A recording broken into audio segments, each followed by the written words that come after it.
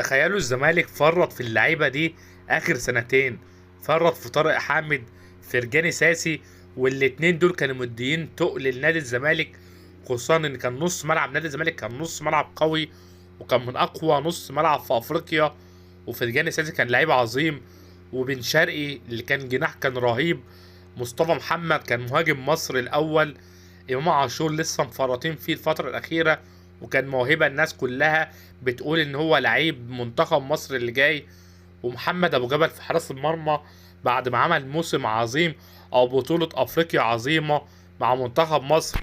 تخيل لو كان نادي الزمالك مفرطش في العناصر دي، كان ضاف عنصر او اتنين، وكان في استقرار فني واستقرار اداري، كنت بشوف ان نادي الزمالك كان هيبقى منافس شرس للنادي الاهلي على بطولة افريقيا، ومنافس شرس على بطولة الدوري.